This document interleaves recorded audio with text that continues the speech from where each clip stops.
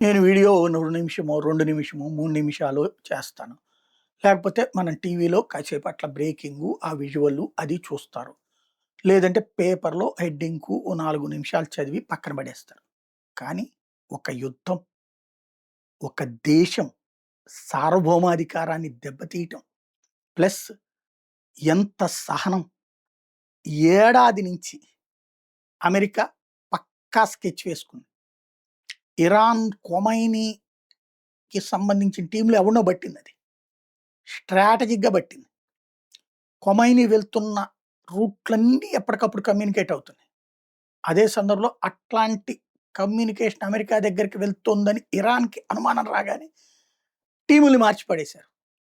మార్చి పడేసిన ప్రతిసారి మరొక నిఘా వ్యవస్థను ఏర్పాటు చేసింది. అంతకుముందు మొదటి 6 నెలల్లో ఫెయిల్ అవుతా వచ్చింది. అంటే ఫర్ ఎగ్జాంపుల్ ఈజీగా చెప్పడం మన 'దురంధర్' లాంటోడు ఓ సమాచారం ఇచ్చాడు. వీళ్ళు వెరిఫై చేసుకున్నారు. అక్కడ లేదు. 2 చోట్లుంది. మూడోసారి లేడు. అలాగా అమెరికాను కూడా కన్‌ఫ్యూజ్ చేయగలిగాడు ఖొమైనీ. కానీ గత 6 నెలల నుంచి మాత్రం ఖొమైనీ ఉన్నాడు ఎక్కడ అన్నటువంటిది పర్ఫెక్ట్ సమాచారం వస్తుంది. 3 నెలల క్రితం ఒక నిర్ణయానికొచ్చారు.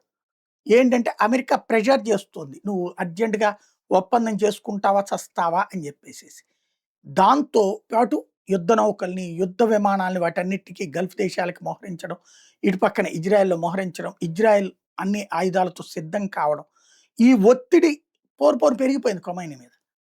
వాళ్ళతో మాట్లాడుతున్నాడు, వీళ్ళతో మాట్లాడుతున్నాడు.